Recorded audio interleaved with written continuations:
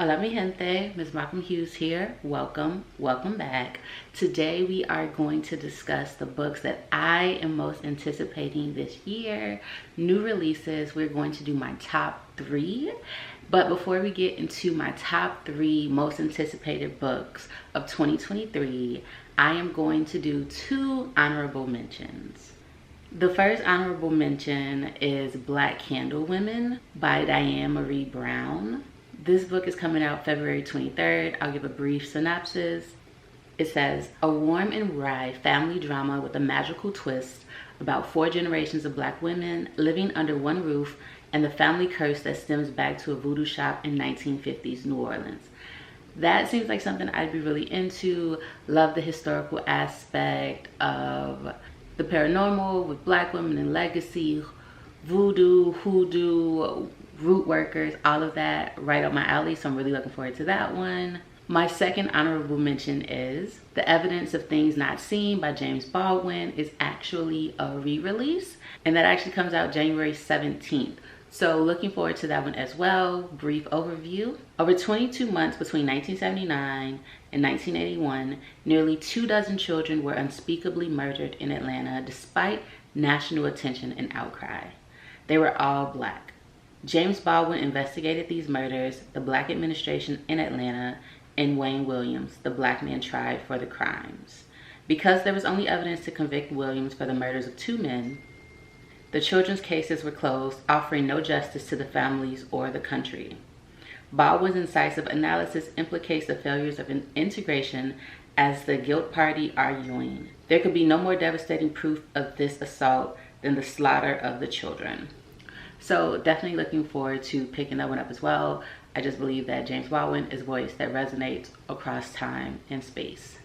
So those are my 2 honorable mentions. Now let's get into my top 3 most anticipated book releases of 2023. They are going in order. I do have some I'm more excited about than others. We're gonna start with my third choice, going to my first #1 most anticipated release of this year. In third place, we have The Art of Ruth E. Carter by Ruth E. Carter. I'm really excited for this book. If you're a fan of Black Panther and just the costuming and how divine they look, Ruth E. Carter is a GOAT, has been doing this for a long time, has worked on a number of films, and I'm just really excited to delve into it from her perspective. Ruth E. Carter's book comes out on May 23rd, 2023. So I still have a little while to wait, but let's get to what the overview actually says. Ruth E. Carter is a living legend of costume design. For 3 decades, she has shaped the story of the Black experience on screen, from the 1980s streetwear of Do the Right Thing to the royal regalia of Coming to America.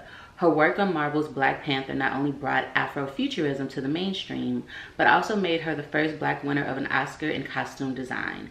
In 2021, she became the 2nd ever costume designer to receive a star on the Hollywood Walk of Fame. Super excited to delve into this. I just know the photography is going to be divine, looking at the costuming. I know I'm going to learn so much that I don't know about like projects she's worked on, her rationale behind the choices she's made. I'm very excited. In second place, we have The Blood Gift by N.E. Davenport. If you all are following the channel, you know that I recently did The Blood Trials by N.E. Davenport. I knew it was a duology. I mistakenly thought that the second book was already out, so my feelings were definitely hurt when I realized that it doesn't come out until this year.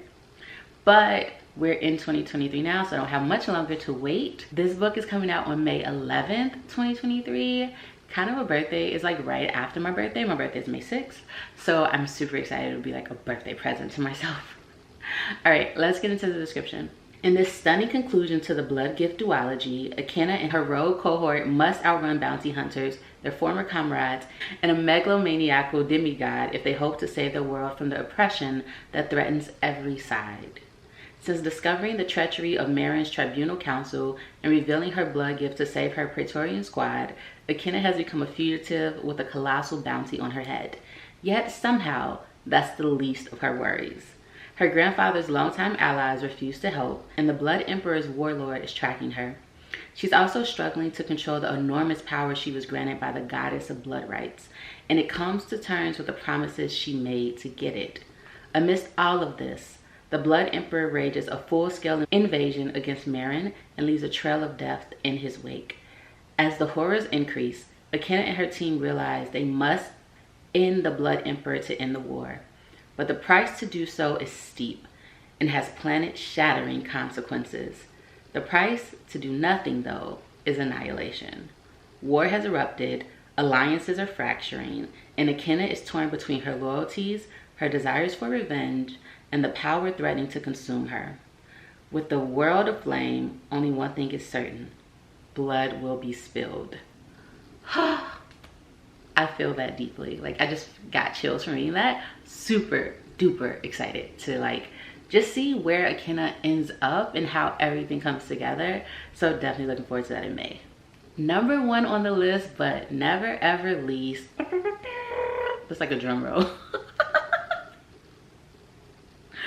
is Small Worlds by Caleb Azumah Nelson. Caleb is the author of Open Water, a book that I am currently reading, and the writing is just, I'll get into it in my review, but I'm so looking forward to this book because of the way in which I am going through and the impact that Open Water is having on me. This book also comes out May 11th. Listen, my birthday is going to be lit with literature. Let's get into what the book is about. So it says, an exhilarating and expansive new novel about fathers and sons, faith and friendship, from Caleb Azumah Nelson, the #1 best-selling award-winning author of Open Water. The one thing that can solve Stefan's problems is dancing. Dancing at church, with his parents and brother, the shimmer of black hands raised in praise. He might have lost his faith, but he does believe in rhythm. Dancing with his friends, somewhere in a basement with the drums about to drop, while the DJ spins garage cuts. Dancing with his band, making music which speaks not just to the hardships of their lives, but the joys too. Dancing with his best friend Adeline, two-stepping around the living room, crooning and grooving, so close their heads might touch. Dancing alone at home to his father's records, uncovering parts of a man he has never truly known. Stefan has only ever known himself in song, but what becomes of him when the music fades? When his father begins to speak of shame and sacrifice, when his home is no longer his own? How will he find space for himself? A place where he can feel beautiful, a place he might feel free. Set over the course of 3 summers in Stefan's life, from London to Ghana and back again, Small Worlds is an exhilarating and expansive novel about the worlds we build for ourselves, the worlds we live, dance, and love within. Listen, I don't want to say too much before I read it, but Caleb, he has a gift. And those are my top 3 most anticipated book releases of 2023, along with 2 honorable mentions. Please let me know what you all are anticipating coming out this year. What are you reading? What's top of your list of books to buy? Just let me know. Are you planning to read any of the books that I've mentioned? I would love to know more about what you're reading and the books that you're waiting to come out. Definitely let me know in the comments below. Who knows, I might end up adding them to my list as well.